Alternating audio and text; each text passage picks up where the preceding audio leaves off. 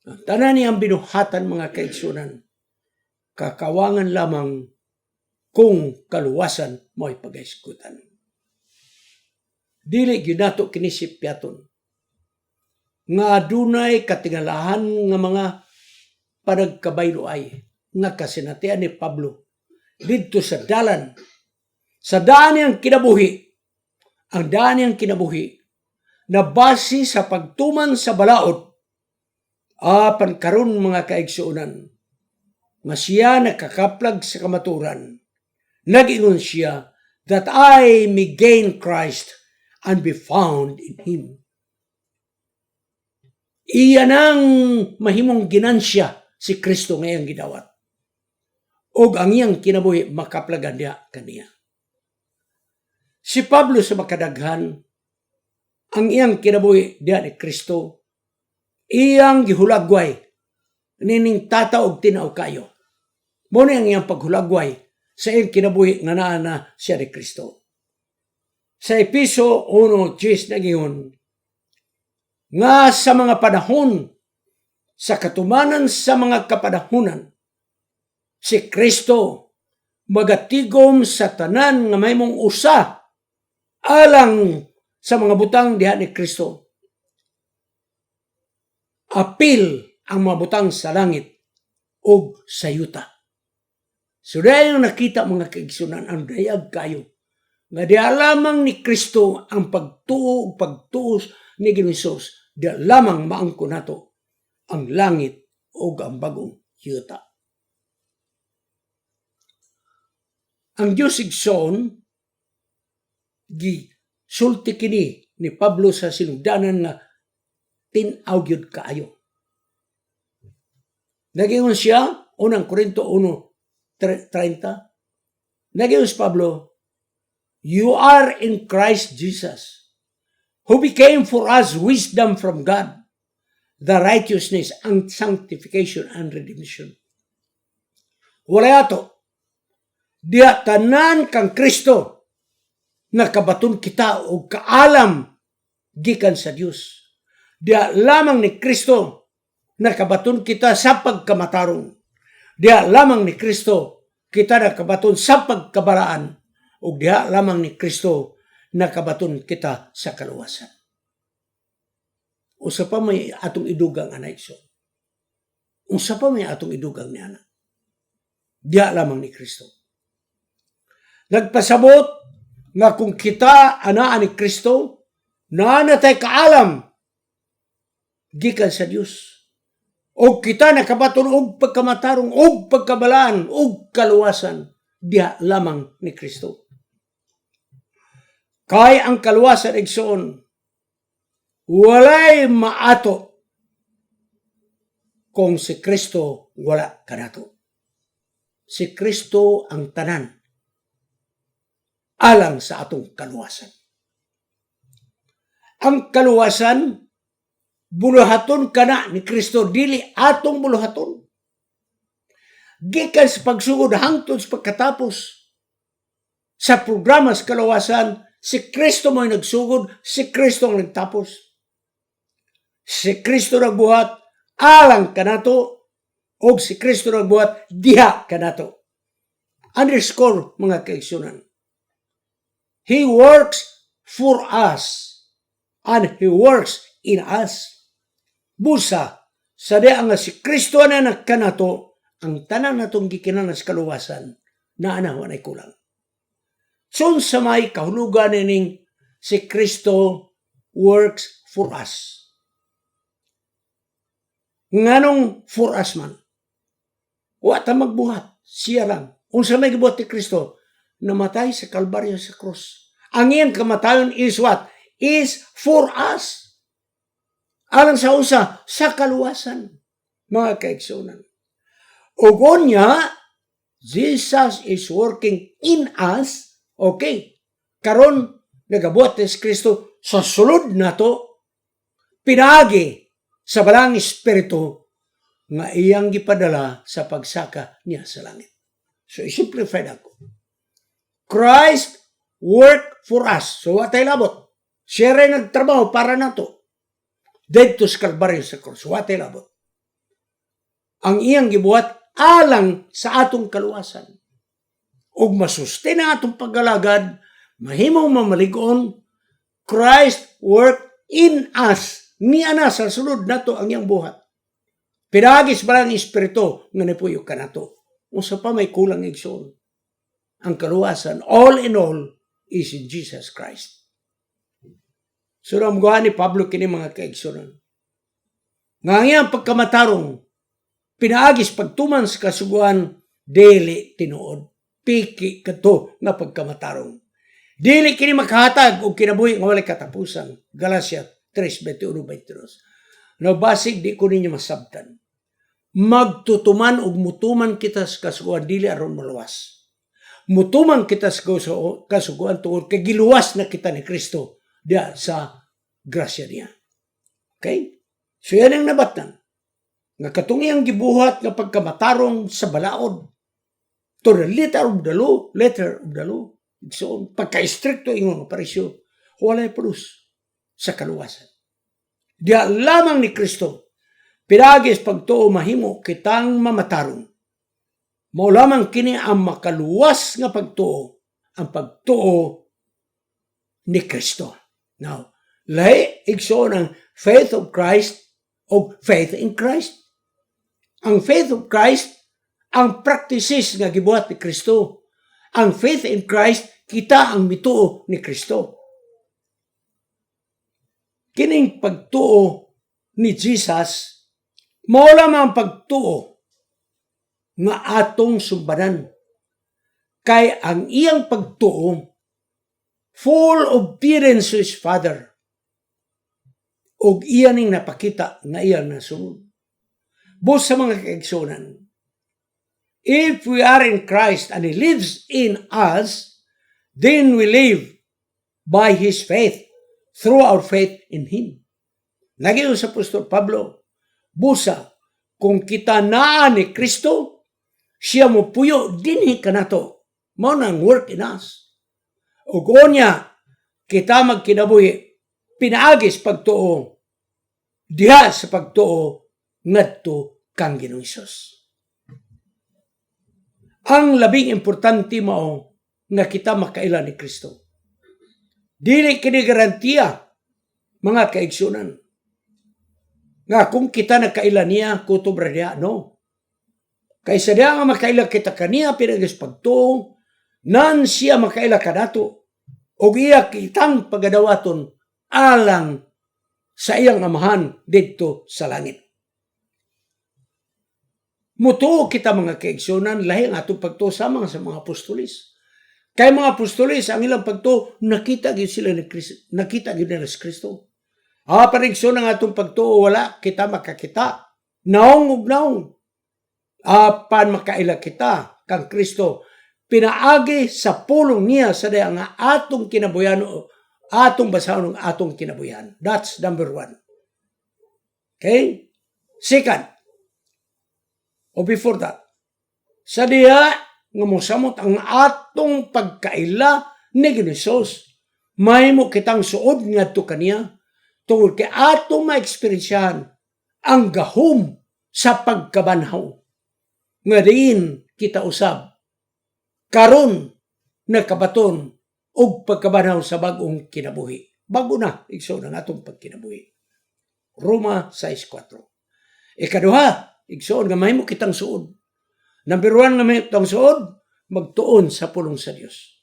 Number 2, kini igsoon dili kini kasagaran nga paagis pag-ila kang Ginoong Hesus. Nga naman, makaila kita og suod kita ni Kristo kung muambit kita sa mga kasakit. Mao naging ko unusual way in making close to Him.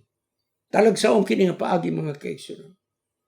Pansada nga makaambit kita sa mga kasakit ni Ginoong, mahimo kitang suod ngadto kaniya. Pilipos 3:10. Ikatulo, mamahimo kitang suod kang Ginoong kung kanunay kita magapadayon sa pagkabot sa atong kalabuton, mga kaigsunan.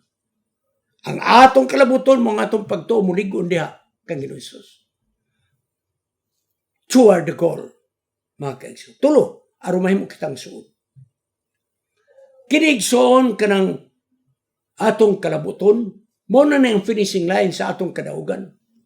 O gipakasama ni Pablo kini sa lumba sa dagan, mga kaigsunan. Nga sa tumoy niya ng imong lumba, ano na imong ganti nga ikaw nagmadaugon.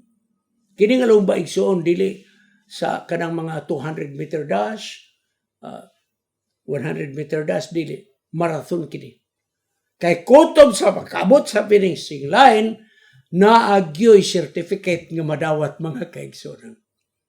Okay? Busa, kining ganti nga atong madawat, gitawag na Apostol Pablo, ganti kini sa pagtawag sa Dios kanato diha ni Jesus. Mao kini ganti nga atong nadawat si Jesus. Maingon nga si Kristo na banaw ug miadto sa langit, nana ang Dios nagadapit kanato nga atong dawaton ang langitnon nga ganti. Unsa man ang langitnon nga ganti? Kinabuhi nga walay katapusan. Mo kini ang nagi Pablo, press on to reach the goal. Padayon sa pag-abot sa maong kalabuton. Og ang kalabuton mo ang kinabuhi nga walay katapusan. Wala pa magyud ta diha. Hangtod kining atong madunuton nga lawas mausab, ug unya ang atong lawas mahimong mahimayaon, then and only then ang atong eternal life is reality. Karon igsoon ang atong eternal life sigurado na by faith. Pero mamatay pa manggutan na ng panahon. Pinagi sa pag-imbitar aron kita mahibalo ni Jesus adlaw-adlaw. O pinaagi nga atong yung ipadayon nga atong kabuton ang ganti nga maong kinabuhi nga walay katapusan. Nan moabot ang panahon igsoon. Basta nang pamaagi kita mahisama ni Jesus. Si Pablo karon nag-focus may tungod ngang kaluwasan sama sa lumba. Nga di kita magtanaw sa atong palibot. Apan atong i-focus sa dalan nga atong ginadaganan. Unang Korinto 9:24-27. Ato lamang itumong sa mga butang unsang naa sa unahan. Nga maong langit nun nga ganti kinabuhi nga walay katapusan. Si Pablo iyang gihulagway ang kaluwasan sama kini sa nagdalagan lumba sa dagan. Nga doon na iyang goal, iyang kalabuton. Nga ang tanang kusog, iyang ibuhos. Ang tanang pagsalig niya, nga iyang maabot ang finishing line, mga kaigsunan. Si Ellen White nagingon, siya nga nagpalig-on ngang batasan, mahimong mamalig-on nga may sama sa batasan ng Hesus. Og siya nga nagkinabuhi sa balansi nga Kristohanong nga kinabuhi. Iyang ihatag ang tanan ngadto ni Kristo ang atong manluluwas kay dili siya modawat sa nagkabahin-bahin nato nga huna-huna.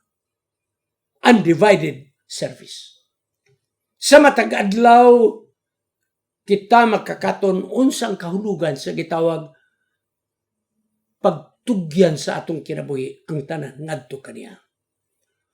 Ang pagtugyan sa kinabuhi ngadto kang Hesus mao ang pagtuon sa pulong sa Dios nga atong masabtan unsa ang mga butang nga atong pagatumanon diha ni Kristo. Busa atong makabot ang estandarte sa Kristohanon nga pagkamatarong. Adlaw-adlaw ang buhat sa Dios niya kanato. Gihingpit kini ang atong mga batasan aron sa adlaw nga kita motindog sa kaluwasan takos kita igsoon kay ang atong batasan nahom sa batasan ni Jesus. Adlaw-adlaw ang tumutuon nagabuhat atubangan sa mga tawag sa mga manulunda. Mao kini ang pinasahi nga kasinatian nga nagpakita unsay mahitabo niining nangalaglag ang mga tao tungod sa sala. The Acts of Apostles, page 483. Nagpareho si Ellen White, sila nga nagahulat sa pamanhunon nga umaabot magaingon kini nga mga katawan, ania karon ang among Dios ug ang katapusan nga sidlak sa maluluyon nga kahayag ug ang katapusan nga mensahe sa kaluoy igahatag sa kalibutan. Nagparehag sa gugma o batasan sa Dios o ama katawhan sa Dios, ilang ipadayag ang iyang himaya diha sa ilang kaugalingong kinabuhi o sa ilang kaugalingong batasan o ilang ipadayag ang grasya sa Dios nga naa gibuhat sa Dios nga na kanila. Karon igsoon mo ato natag sumada. Synopsis, kana mga kutlo-kutlo lang. Si Pablo, iyagyong giatubang pinagi siyang sinulat ang mga problema sa mga taga-Pilipos. Batok na itong piki na mga magtutudlo.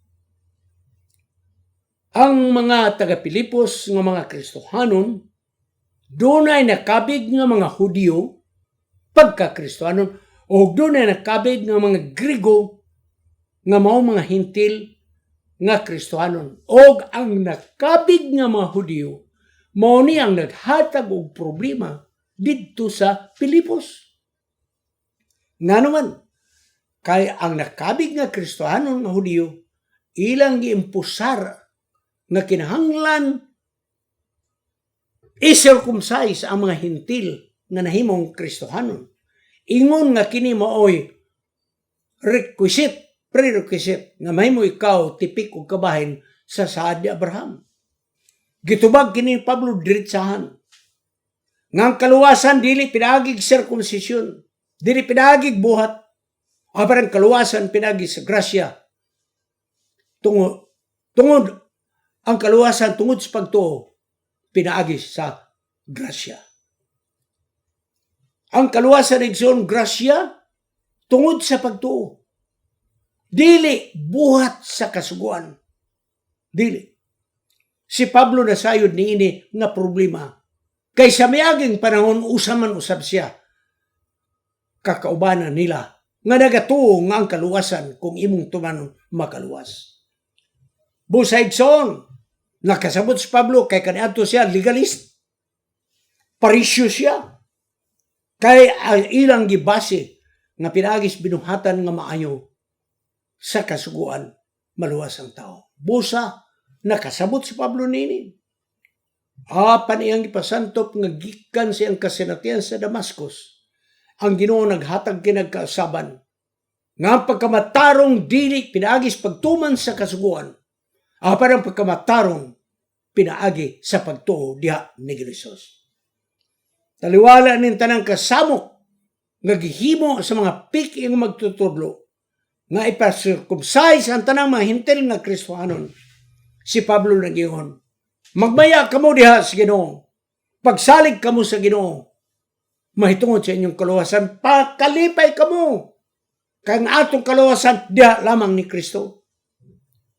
Og iyang gipasantop ni Pablo sa mga butang nga umaabot sa unahan. Busa, kay namatay kalabuton nga mao ang kinabuhi nga walay katapusan. Lumba kini. Sa dagan sa lumba, ayaw pakialam unsay nitabo sa imong daplin. Ayaw. Agtanaw sa kilid, wala og tuo, tanawa ang dalan nga imong gidaganan. Ay tanaw sa imong kaubanan sa pagdagan. Kung naay naghalal ng dila, ayaw tanaw.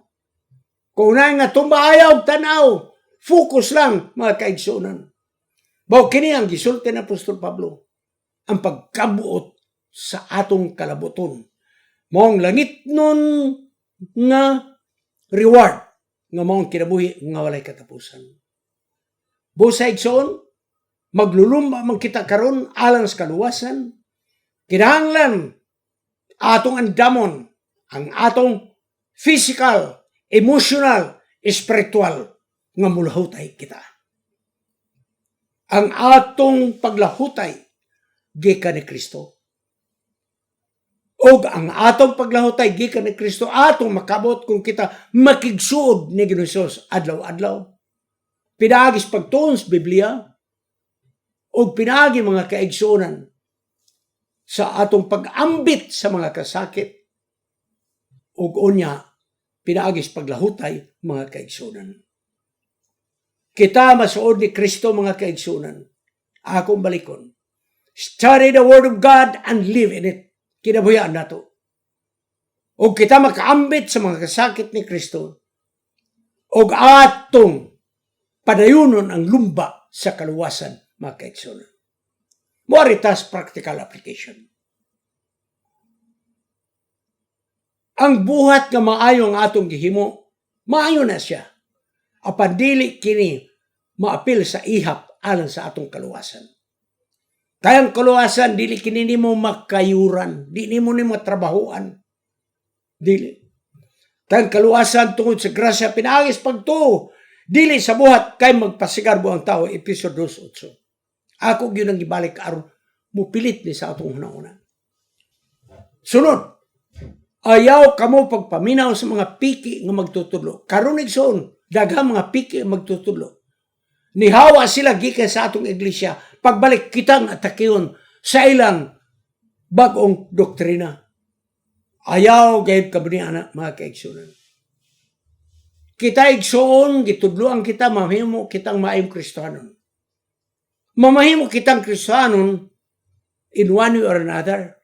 Pero kung katarungan na to, nga nanangit kining mga apostasiya, nga diha mo puyo sa atong balay, ang katarungan mo na to, ay, pastor, mupakaaw mga iro, labaw na niining mga tawhana. No, ako mag-ingon kaninyo, mahimo tang mga Kristiyano dili sa pag-accommodate nining apostasiya nga magtutudlo. Ayo, nga naman, diha mo puyo. Okay?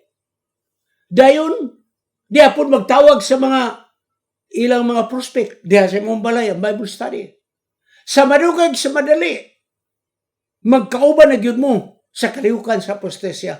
So please, close your doors against fake teachers, mga kaigsunan. Ayaw mong kalimutan na. Ayaw yung gamitan ng pastor, kinahang magod, maabi-abihon ta. Mangutahan ako ninyo. Nahibalo na kamo nga kanang nga tao tulisan. Pahigdaog ito yung sinong balay. Kay mga Kristiyanon ta. No. Never. Kay kung imong entertain kining mga apostate teachers nagdala sa mga piki nga pagtulunan, sa madugay sa madali, mahimo ikaw usa nga kauban nila. Ang Diyos magapalayan kanato mga kaigsunan, o karon magampo kita. Gamhanan nga Diyos, salamat nga sa tinaw kaayo among nasabtan nga ang pagtuman sa kasuguan dili kini ihap alang sa kaluwasan. Kaya ang among pagtuman sa kasuguan tungod kay amo kining obligasyon sa diha nga kami giluwas na ginusus sa grasya pinaagis pagtuo. Ug karon o Dios amo sa mga nasabtan nga kining kaluwasan lumba kini. Tabangi kami nga magmalahutayon kami diha kanimo. Nga dili kami magtanaw sa among palibot sa likod, apan kanunay kami magatanaw sa unahan, diha ra gyud sa dalan nga among ginadaganan. O Diyos, salamat usab nga among nasabtan. Nga bisan karong panahona, daghang mga piki nga magtutudlo, nga kanhi mga kaubanan na mo simbahan, mihawa sila, kay midawat sila sa laing pagtulunan, kung sa katarungan sila rin sayo. O ilang gibalikan ang among iglesia, o kunya sila nagahatag og kahasol kasama. Manghinaot kami o Diyos, nga ang imong mga kanakan, dili gayud magmaabi-abihon ni magdawat sa ilang panimalay, kay sila makahatag og kahasol kasama sa among pag-alagad diha kanimo. Salamat o Diyos sa malahutayon nga pag-alagad ngayong gihatag kanimo. Kay kining tanan among pagadawaton sa ngalan ni Jesus manluluwas. Amen.